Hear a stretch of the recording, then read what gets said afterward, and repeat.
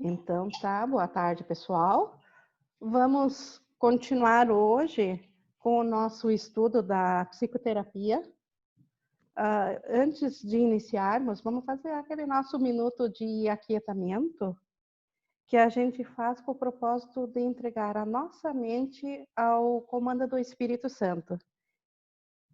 Que ele nos acompanhe e seja nosso guia nesse estudo, que ele se revele a nós através dessa psicoterapia, que o que nós possamos entender venha do entendimento que ele tem guardado para nós. Essa é a nossa vontade para essa próxima hora de estudo. Então, tá. E com isso, nós vamos então dando continuação, relembrando que semana passada nós iniciamos pela psicoterapia, onde nós vimos o propósito dela, que a psicoterapia é a cura, a única cura possível, que é a cura da mente, porque a causa de tudo está na mente. Então, nós vimos o propósito dela e iniciamos no processo propriamente dito da psicoterapia. E no processo, nós já vimos as limitações, que é o primeiro tópico, as limitações da psicoterapia.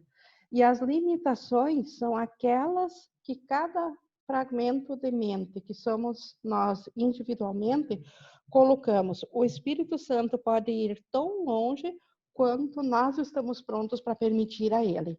E isso pode ser dar 1 ou 2 passos a mais de onde nós estamos, como ele diz, se afastar a 2 passos do inferno, ou praticamente chegar às portas do céu, se nós dispusermos tudo para o Espírito Santo. Então, as limitações têm a ver com o nosso estado de ser, com a nossa prontidão. E hoje nós vamos continuar, então, dentro do processo da psicoterapia, com o segundo tópico, que é relacionado à religião, que se chama o lugar da religião na psicoterapia. Então, aqui a gente vai estudar o que a psicoterapia e a religião têm em comum. Dá um ok aqui para Yolanda, está se juntando a nós. Bem-vinda, Yolanda. Então, no 2, vou começar a leitura, que é a nossa técnica de aula, e fazer os respectivos comentários. Para ser um professor de Deus, não é necessário ser religioso ou sequer acreditar em Deus em qualquer medida reconhecível. Então, para ser o professor de Deus, a religião, ela tradicionalmente tem pego para si o papel como a única detentora do caminho de chegar a Deus. E nós já vimos, até no livro do Gary, o Desaparecimento do Universo, ele trata do assunto, onde índios americanos, antes do ano de 1500, antes dos brancos irem lá, eles tinham o seu conceito de religião sem nenhum conhecimento do cristianismo e também se iluminaram.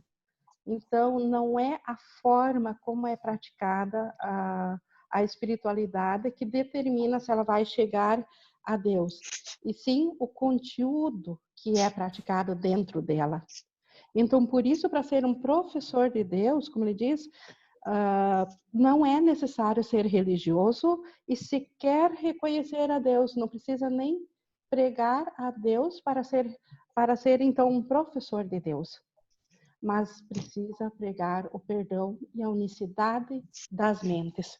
Então, é necessário, contudo, ensinar o perdão ao invés da condenação. Então, quem pratica o perdão é muito mais religioso do que um religioso que condena, que aponta um dedo para alguém. Mesmo nisso, não é preciso que haja uma dedicação consistente a ensinar o perdão. Mesmo ao ensinar o perdão, não é preciso que haja uma dedicação consistente, pois alguém que estivesse chegado a esse ponto, poderia ensinar a salvação de forma completa, em um instante, sem nenhuma palavra. O que ele quer dizer aqui? Como assim ensinar o perdão completo sem dizer uma palavra apenas num instante? Alguém que tenha já a mente completamente curada, quando ele olha para fora, ele vê a cura completa também. Ele não vê mais nenhuma falha. Então, na visão dele, o mundo está curado. Então, o iluminado, ele vê o mundo curado. Ele ainda sabe, como Jesus, ele sabe que nós não acreditamos nisso, mas ele sabe da nossa cura. Então, para ele, nós estamos curados, para ele. Mas ele sabe que nós ainda não acreditamos nisso. E por isso que ele ainda tem um papel para conosco. Não de nos curar, nós já estamos curados. Mas de nós ficarmos cientes disso, de nós aceitarmos isso. Então, por isso que uma pessoa, se ela estiver 100% curada, a simples presença dela cura o que está aqui. Por isso que Jesus é tido Salvador do mundo.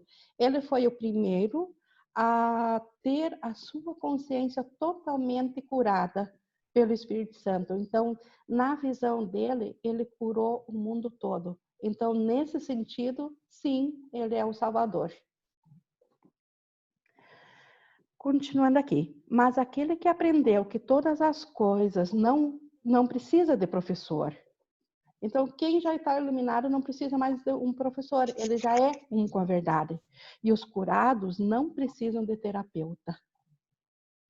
Então, ele está falando aqui para nós que ainda precisamos de ajuda. Os relacionamentos ainda são o templo do Espírito Santo e serão feitos perfeitos no tempo e restaurados à eternidade. Que é os relacionamentos? O relacionamento, segundo o curso, ele só acontece seres ou ordens iguais se comunicam. Então, a comunicação, a verdadeira comunicação, só acontece de mente para mente, de mente certa para mente certa. O Espírito Santo é o único verdadeiro comunicador, porque ele está em todas as mentes. Ele está em tudo, em todo ser vivo. Então, o Espírito Santo, por isso que ele sabe que os relacionamentos são o templo. É no relacionamento que está a salvação. E é por isso que o professor de Deus, ele não é necessário que inicialmente que ele acredite em Deus, mas que ele tenha seus relacionamentos curados. É por aí que ele se torna um professor de Deus, porque é nos relacionamentos que está a unicidade. É no relacionamento que está o que fragmentou, o que eu joguei fora, fiz-me em 2 seres, em bilhões de seres, e é no relacionamento que eu volto a recolher cada pedacinho estilhaçado, que eu volto a ter de novo, como ele diz assim, os relacionamentos serão feitos perfeitos no tempo e restaurados à eternidade. O que é restaurar a eternidade? No céu, eles continuarão existindo porque eles jamais deixaram de existir. O relacionamento é o lar do céu. Seguindo o tópico 2. A religião formal não tem lugar na psicoterapia, mas também não tem lugar na religião. O que ele está dizendo aqui? A religião formal. O tradicionalismo, aqueles rituais, aquela convenção de que um ser lá fora está de olho em mim aqui, que eu tenho que agora acreditar num sacrifício de uma parte por mim para me tornar boa de novo aos olhos de Deus. Então, aquele contexto da religião formal, por que ele não tem lugar na psicoterapia? Porque a psicoterapia é a cura da mente e a religião formal, ela não cura a mente porque ela não cura a ideia da separação. E como psicoterapia, nós vimos na aula passada, ela é em sua última instância a volta a Deus, a religião também é. Então, a religião que acaba alcançando a consciência de Deus de novo, a religião formal não tem um papel dentro desse conceito. Então, nesse mundo, há uma tendência surpreendente de juntar palavras contraditórias em um termo sem que se perceba a contradição de forma alguma. A tentativa de dar uma forma à religião é tão obviamente uma tentativa do ego para reconciliar o irreconciliável que dificilmente seria necessário elaborar sobre esse ponto. Acho que já encerro o assunto por aí. A gente tem na memória o entendimento de por que a religião convencional ela tenta juntar, fazer de algo humano uma coisa de Deus. Então, religião é experiência. Experienciar-se na paz de Deus. Psicoterapia é experiência. É experienciar-se na paz de Deus. Então, nos seus níveis mais altos, podem unificar-se. Nenhuma das duas é a verdade em si mesma, mas ambas podem conduzir à verdade. Tanto a religião verdadeira como a psicoterapia verdadeira, ambas levam a Deus. O que poderia ser necessário para encontrar a verdade que permanece perfeitamente óbvia, a não ser remover os obstáculos aparentes à verdadeira consciência? Isso Jesus desde o início do livro. O objetivo do curso em Milagres não é nos ensinar o que é o amor, é ensinar a remover os obstáculos que nos impedem de ter a experiência do amor na nossa consciência. Então, a psicoterapia também tem esse objetivo, remover os obstáculos que estão nos impedindo de nós experienciarmos o amor e a paz que nós somos, que é a nossa verdadeira identidade. Ninguém que aprenda a perdoar pode deixar de lembrar-se de Deus. Portanto, o perdão é tudo o que precisa ser ensinado, porque é tudo o que precisa ser aprendido. O curso diz, a tua única função aqui, o teu único papel é perdoar. Porque a nossa única função é aceitar a expiação para nós mesmos. Para aceitar a expiação para nós mesmos, nós precisamos perdoar o mundo pelo que ele não é. Parar de dar realidade a ele. Portanto, o perdão é tudo que pode ser ensinado e aprendido. Todos os bloqueios à lembrança de Deus são formas que não foram perdoadas e nada mais. Aí que está a justificativa do perdão. Tudo que nos impede de experienciar a nossa realidade em Deus é o que está bloqueando, é o que precisa ser perdoado. E é só isso que a gente encontra nesse mundo. Então, isso nunca é claro para o paciente e raramente para o terapeuta. Por que ele se refere aqui ao paciente ao terapeuta?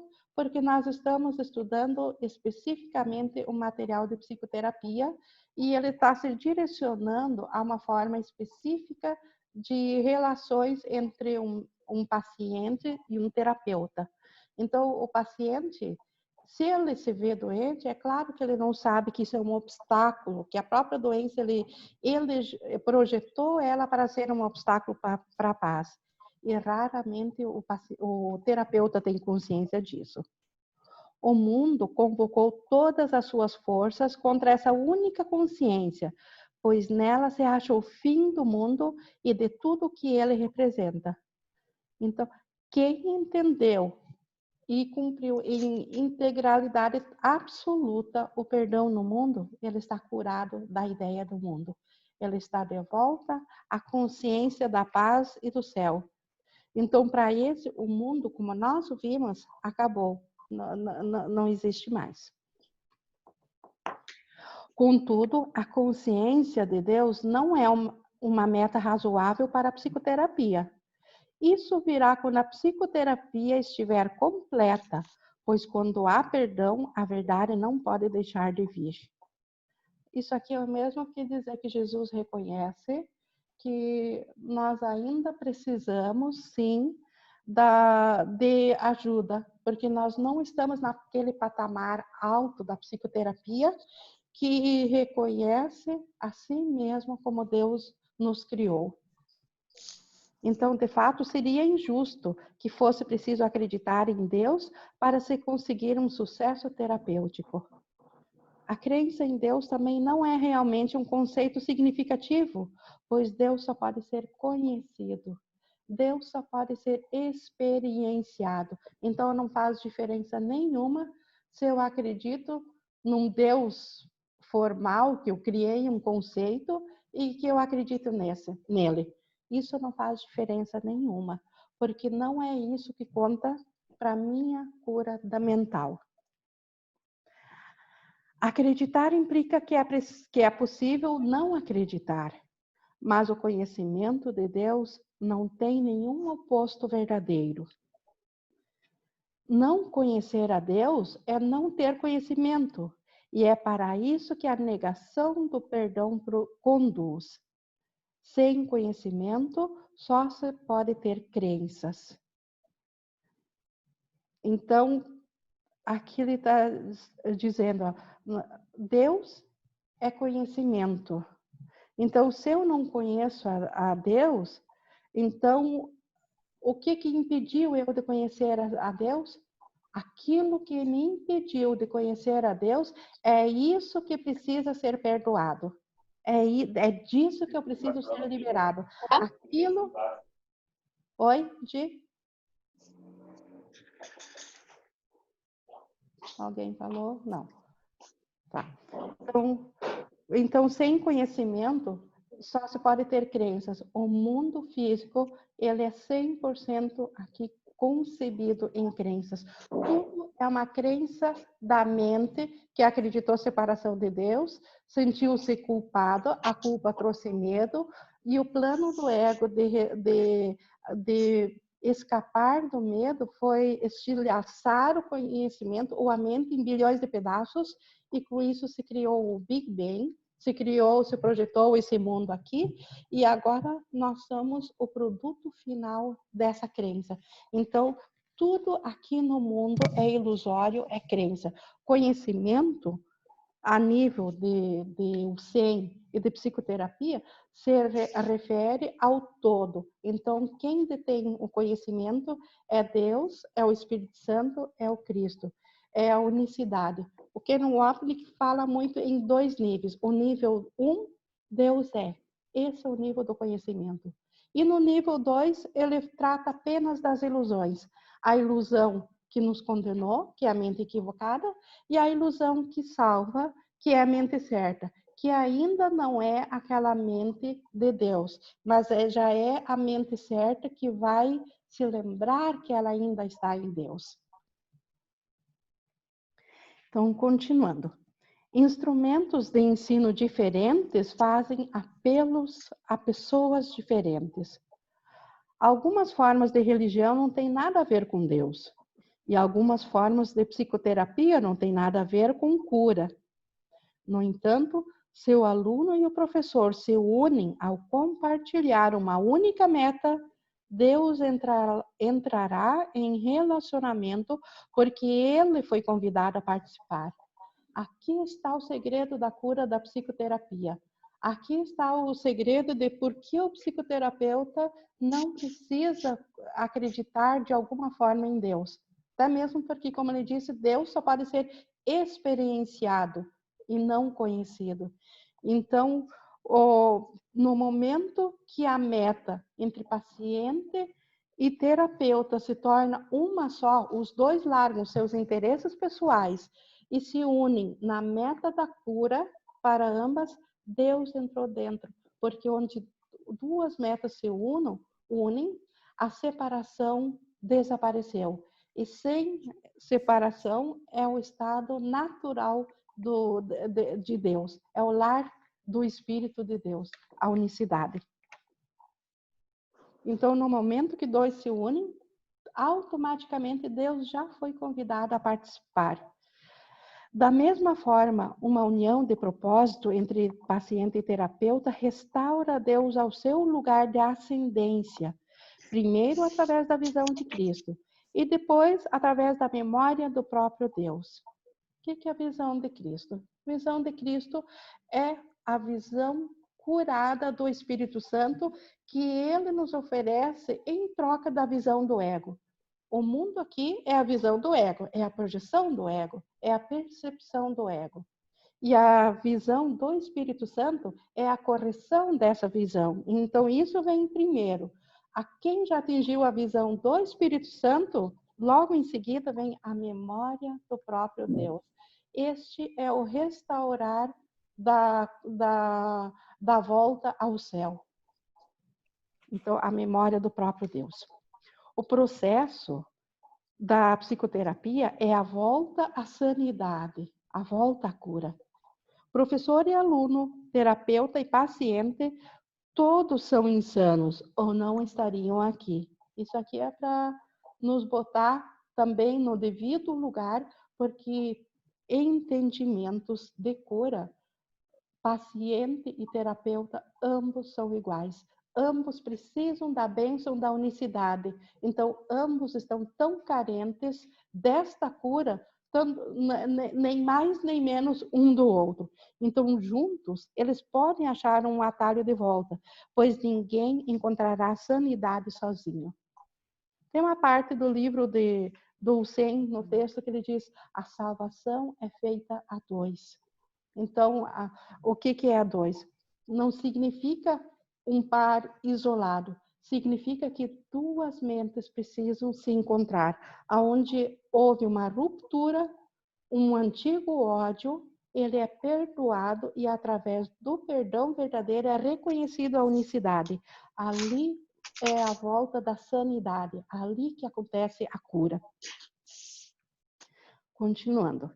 Se a cura é um convite a Deus para que ele entre em seu reino, que diferença pode fazer como o convite foi escrito?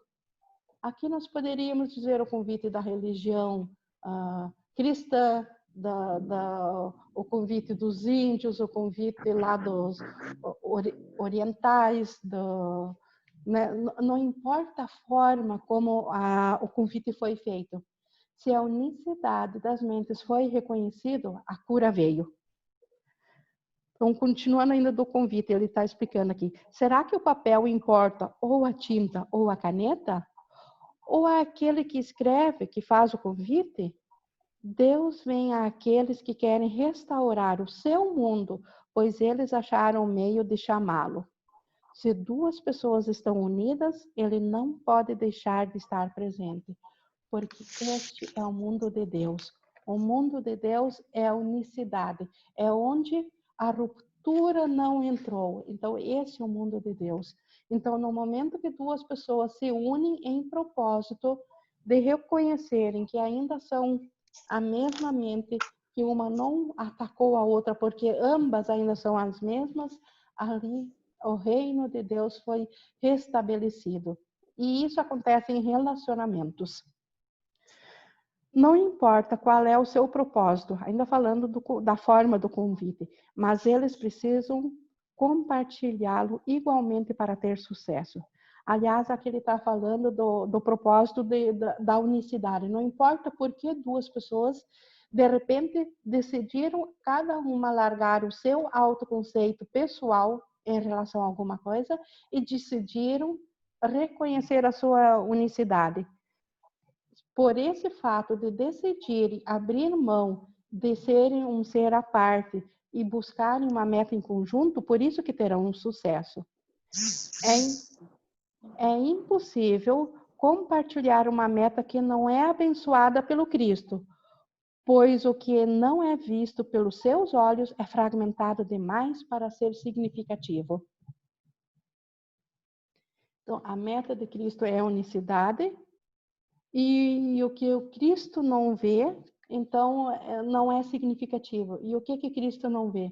Metas individuais. Cristo não consegue ver. Está fragmentado demais, está incompleto. O Cristo só vê a completeza. Então, por isso que é preciso, de novo repetindo, na mente, no instante santo, reconhecer a unicidade com o meu irmão.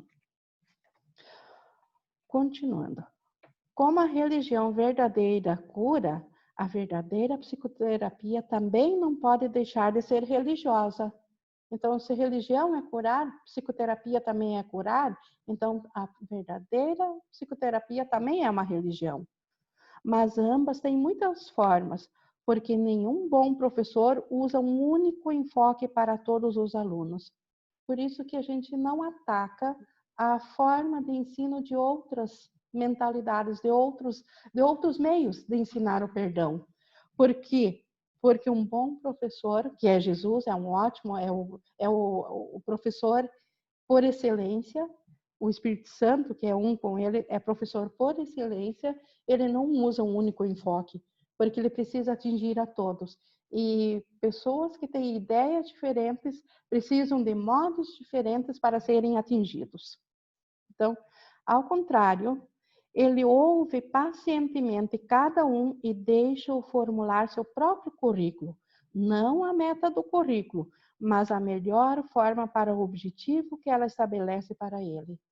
Nós estamos livres, então, para aprender através da psicoterapia, através da religião, através do hinduísmo, da forma que for, desde que a meta seja reconhecer a nossa unicidade, o Espírito Santo vai nos trazer aquele enfoque sob o qual nós estamos mais prontos para aceitarmos. Talvez o professor não pense em Deus como parte do ensinamento. Talvez o psicoterapeuta não compreenda que a cura vem de Deus.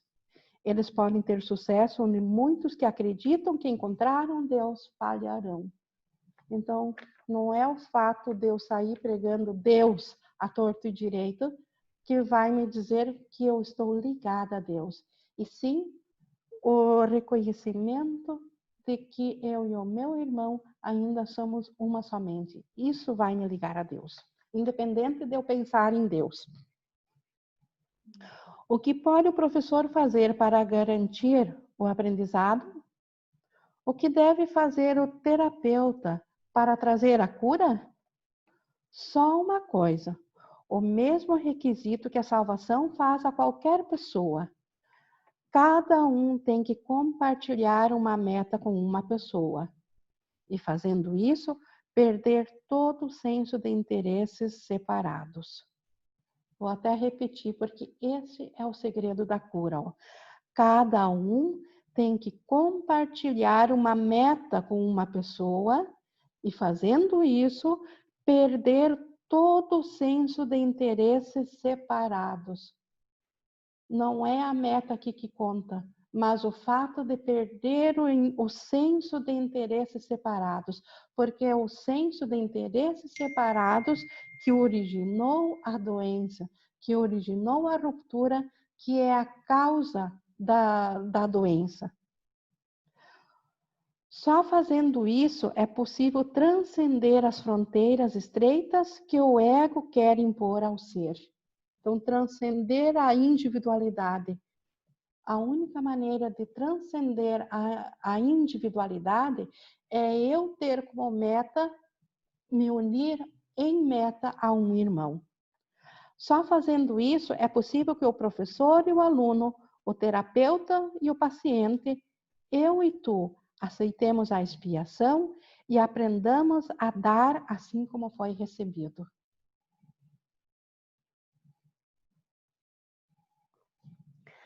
A comunhão é impossível sozinho. Ninguém que se coloque à parte pode receber a visão de Cristo. Ela lhe é oferecida, mas ele não pode estender a mão para recebê-la. Então, por que o céu não pode ser atingido sozinho? Porque falta a minha metade que eu joguei fora. Então, lembrando que o que projetou, o que estilhaçou nossa mente em bilhões de pedaços foi uma única mente equivocada. Então, o que eu fiz? Eu fiquei com a consciência de uma parte e joguei todo o resto fora. Mas o meu ser, ele não é íntegro eu sozinha. Eu só sou completa se eu estou unida à outra parte. Eu sempre dava aquele exemplo da nota de R$100 nas nossas aulas, que se eu cortá-la no meio e der a duas pessoas diferentes, a cada um uma metade, ninguém vai sair e vai conseguir trazer de volta compras no valor de R$ 50. Pelo contrário, não vai conseguir nada, porque ela perde totalmente o seu valor. Para ela voltar a ter o valor de R$ 100, ambas as partes têm que ser unidas novamente. No momento que eu pegar um durex e colar essa nota novamente, aí ela volta a ter de novo o valor íntegro. E assim a minha mente. A minha mente sozinha, ela não tem valor nenhum. Ela não tem como chegar a Deus, porque Deus é unicidade e eu sou fragmento. E ordens diferentes não se comunicam. Unicidade não tem como se comunicar com fragmento. E fragmento não compreende unicidade. Mas no momento que eu me torno íntegra, como a nota de 100, e isso eu consigo através do perdão, através do reconhecimento que meu irmão ainda faz parte da minha mente, nesse instante santo eu já estou íntegra a Deus, quer eu tenha conhecimento disso ou não. Então, por isso que ele diz que a comunhão é impossível. Como é que eu vou comunhar com alguém eu sozinha? Então, a comunhão acontece a dois. Então, por isso que a visão de Cristo só pode ser dada, o Espírito Santo só dá a sua visão a quem compreende que o irmão é parte da minha mente, que só existe uma mente, a dele e a minha, em unicidade. Ali que a visão da salvação me atinge, a visão do Espírito Santo pode ser compreendida. E é ali que eu estendo a minha mão para receber, porque não que o Espírito Santo não me ofereça a visão individualmente, mas eu sozinha não estou estendendo a mão. O estender a mão aqui significa eu me unir ao irmão. Que ele fique quieto e reconheça que a necessidade do seu irmão é a sua, o terapeuta, né? Que ele não, que ele então satisfaça a necessidade do seu irmão como se fosse a sua própria. Então, em quietude, no reconhecimento de que em Deus nada pode nos faltar, é ali que o terapeuta abre caminho para a cura. Então, que reconhecer que a necessidade é sua própria e veja que ambas estão satisfeitas como uma só, pois elas são a mesma. O que é a religião, senão um instrumento para ajudá-lo a ver que isso é assim? E o que é a psicoterapia, exceto uma ajuda na mesma direção? É a meta que faz com que esses processos sejam o mesmo, pois eles são um em propósito e tem de ser um em seus meios. Então, por isso que sim, religião e psicoterapia, se compreendidos corretamente, são o mesmo. Com isso, nós encerramos, então, o papel da religião na psicoterapia e ainda podemos, então, ir para o terceiro tópico, que é o papel agora do psicoterapeuta. O psicoterapeuta, ele é um líder no sentido de que ele caminha um pouco na frente do paciente e o ajuda a evitar umas poucas armadilhas ao longo da estrada por vê-las em primeiro lugar. Então, na forma ideal, ele é também um seguidor, pois alguém com A maiúsculo, né, que é o Espírito Santo, deve caminhar na sua frente para dar-lhe a luz para ver. Então, o psicoterapeuta é aquele que temporariamente ele tem algo a oferecer ao paciente. Então, ele está à frente do paciente para ajudar que o paciente não precise percorrer o mesmo caminho que ele, encurtar caminho. Mas, ao mesmo tempo, o psicoterapeuta também é um seguidor, como um paciente. Ele é um paciente do Espírito Santo. Sem esse alguém, sem o Espírito Santo, ambos irão tropeçando cegamente em direção a lugar nenhum. No entanto, é impossível que esse alguém esteja totalmente ausente se a meta é a cura. Então, lembra-se, aonde uma meta é estabelecida em comum acordo para ambos, o Espírito Santo está junto. Não importa se eles tenham consciência ou não disso. Ele pode, o Espírito Santo, contudo, não ser reconhecido. E nesse caso, a pouca luz que pode ser aceita é também tudo que existe para iluminar o caminho da verdade. Então, terapeuta e paciente podem seguir juntos, o Espírito Santo está presente, mas se eles não estão cientes, eles oferecem pouco para ele. É possível oferecer mais ainda ao Espírito Santo com a consciência de que ele está presente. Então, a cura é limitada pelas limitações do psicoterapeuta, assim como do paciente. Isso que a gente falou antes. Cada um oferece tanto quanto está pronto para oferecer naquele momento. Então, esse é o limite da cura. O objetivo do processo, portanto, é transcender esses limites. O Espírito Santo quer nos levar além desses limites que nós nos impomos. Nenhum dos dois pode fazer isso sozinho. Nem terapeuta, nem paciente pode ser curado sozinho pelo Espírito Santo. Mas quando eles se unem, a potencialidade de transcender todas as limitações lhes foi dada. Já no momento que paciente e terapeuta abrem mão de seus autoconceitos e se unem na meta do Espírito Santo, não existe mais limite para o que podem aprender. Agora, a extensão do seu sucesso dependerá de quanto dessa potencialidade eles estão dispostos a usar.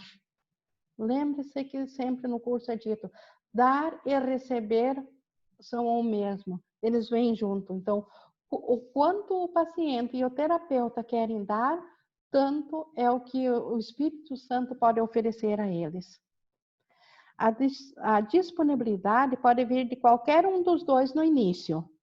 E à medida que o outro a compartilha, ele crescerá. O progresso vem a ser uma questão de decisão. Pode chegar quase até o céu ou não ir mais longe do que a um passo ou dois do inferno. Aqui entra o que a gente tinha comentado lá no início. A nossa disponibilidade para com o Espírito Santo é que determina o quanto nós vamos receber de cura.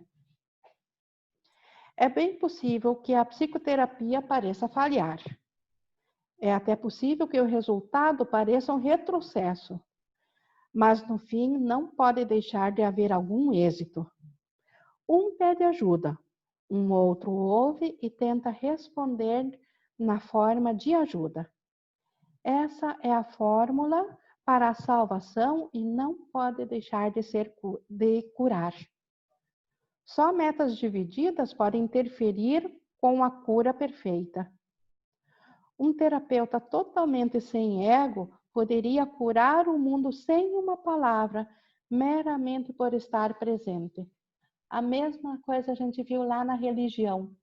Um terapeuta perfeito que não tenha mais ego, a simples presença dele cura totalmente o mundo. Repetindo, por isso que Jesus curou totalmente o mundo e todos os iluminados curam totalmente o mundo.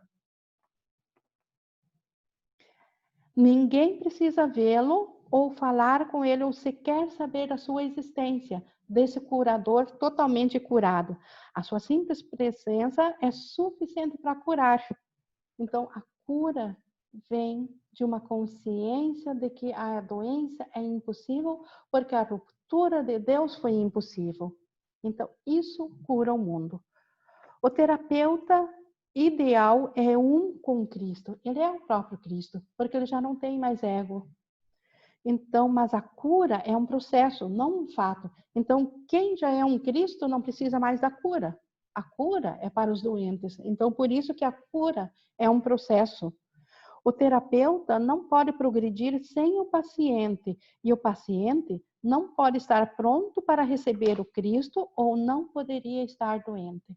Então, para ser paciente, para estar doente, é porque eu não tenho ainda a consciência do Cristo dentro de mim. E se eu sou terapeuta, eu ainda estou aqui porque também preciso dessa mesma consciência que o paciente me traz.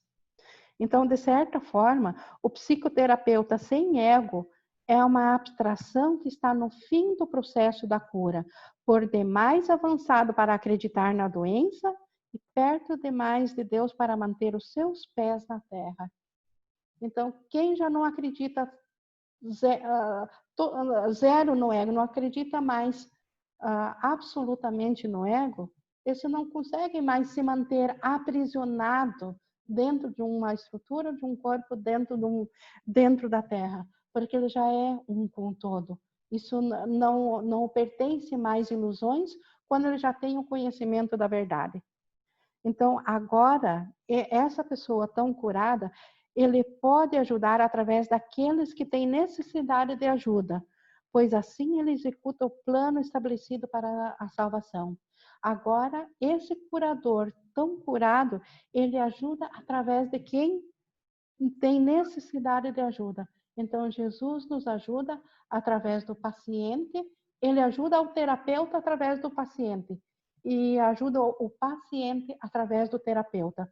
Ele mesmo não tem mais como chegar pessoalmente e a nos ajudar, a não ser através de outra pessoa, porque tal é o conhecimento, ele não acredita mais em necessidades separadas. Ele sabe que a única necessidade real é curar a brecha que nós acreditamos que existe entre eu e o meu irmão. E isso ele faz através de ambas as partes. Então, o psicoterapeuta, ele vem a ser seu paciente. O paciente de quem? Daquele curador curado, dos Cristos, que são todos os iluminados, que é Jesus e os demais iluminados. Então, o psicoterapeuta, ele é um paciente de Jesus, ou dos curados, trabalhando através de outros pacientes para expressar os seus pensamentos, assim como ele os recebe da mente de Cristo. Então, o psicoterapeuta, ele é um paciente do Espírito Santo, oferecendo a sua mente para o Espírito Santo trabalhar através dele e, através do paciente, oferecer a cura a ambos. Dá para nós ver mais um pouquinho. São 2h18, ou vocês querem os 2 minutinhos, 12 minutinhos para a gente conversar? Querem abrir o microfone e trocar as ideias? Só abre o microfone. Oi, Rô, só abre o... Continuar, Rô? Ou querem abrir o microfone? Continuar? Tá, então se ninguém abrir o microfone, vamos continuar. O processo da enfermidade, que aqui ele vai entrar um pouco a mais, a gente vai até o ponto que a gente conseguir ir hoje. Então, no momento que vocês quiserem falar, lembre-se, só precisa abrir o microfone, ok? Ingue, deixa eu comentar um negócio aqui. Eu estava me lembrando daquele... eu li o livro do Joe Vitale, que é aquele do Limite Zero, que ele faz o Ho'oponopono, né? E cura centenas de pessoas sem tocar nelas, né? Será que é o caso dele, no caso de estar iluminado, que não precisava nem... Ele curava, no caso, através dos prontuários? Será que é iluminado? Como iluminado eu não diria, mas eu diria que ele usava a técnica de oferecer, de reconhecer a sua inocência com os pacientes. No momento que ele, e é isso que ele fazia, ele reconhecia que a mente do paciente era a mesma dele, que a necessidade do paciente, e nesse reconhecimento o Espírito Santo trazia. Então, o Espírito Santo era o terapeuta dele, e ele era o terapeuta daqueles pacientes. Então, o simples reconhecimento dele, ele não era iluminado ainda, vamos dizer. Eu acho que no final ele chegou à iluminação, sim. Mas ele, no processo, ele ainda era um seguidor do Espírito Santo, estando consciente ou não. Por quê? Porque ele reconhecia que não existe uma brecha entre as mentes, e isso curava. Por isso que ele olhava o prontuário. O que ele fazia quando ele olhava um prontuário?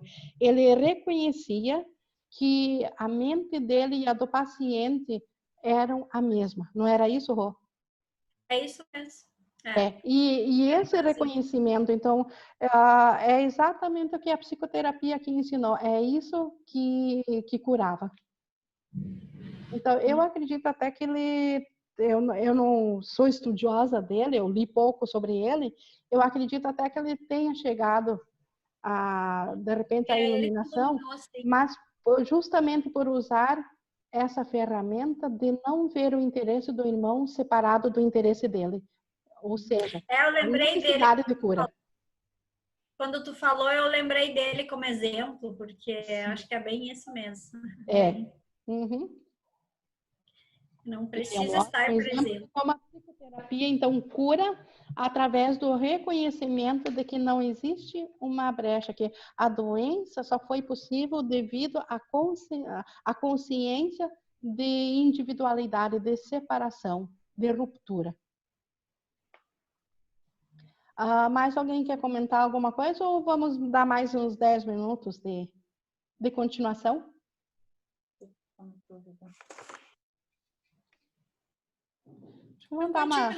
Vamos continuar, então.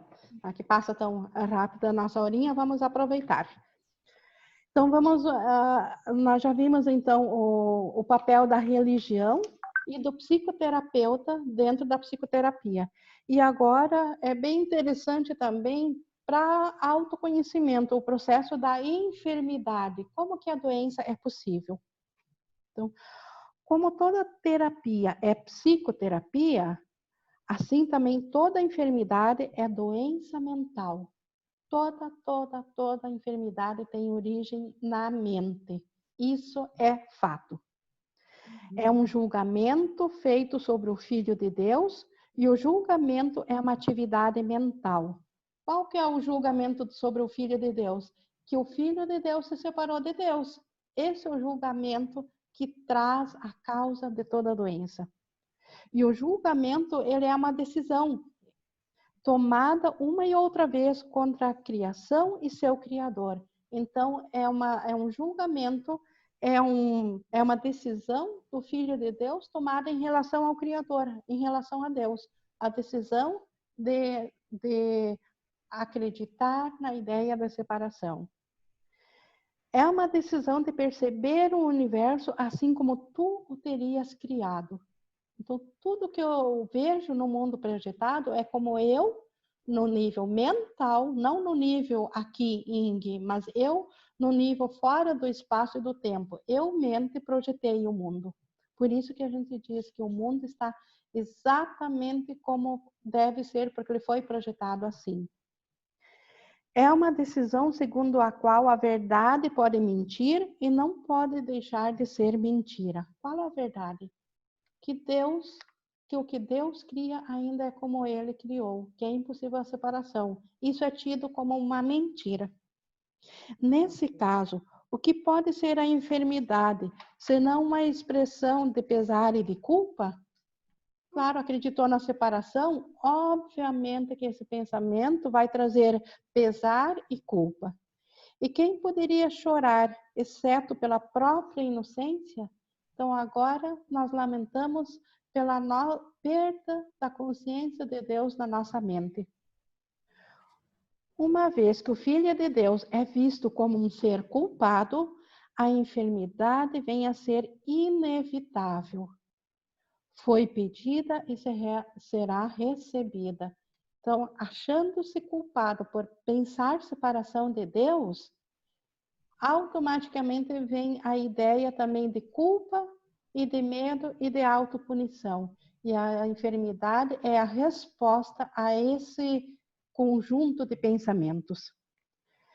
E todos aqueles que pedem uma enfermidade agora condenaram a si mesmos a buscar remédios que não podem ajudar, porque sua fé foi colocada na enfermidade e não na salvação. Então, todos os remédios do mundo, eles podem ajudar parcialmente. Por quê?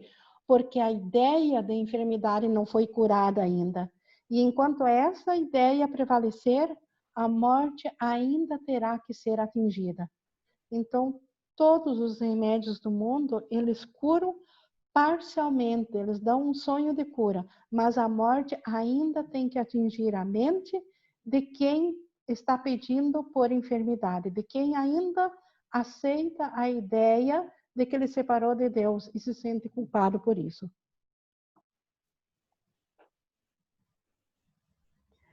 Não há nada que uma mudança da mente não possa realizar, pois todas as coisas externas são apenas sombras de uma decisão já tomada. Isso a gente tem repetido todas e todas as aulas, né? O mundo é sombra de uma decisão tomada na mente. Por isso que a mudança da cura, se é que vai haver cura, ela deve acontecer na mente, porque lá que houve o desvio, lá que está a cura.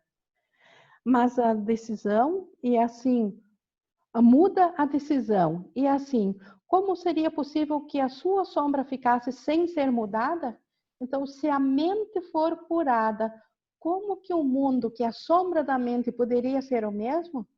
Por isso que para os seres de mente curada, a nós, o mente curada, vem a ser, nós vamos ver o mundo como um sonho feliz ou um mundo real. O que é um mundo real? Um mundo 100% curado, onde não existe mais nem morte, nem sofrimento, nem dor.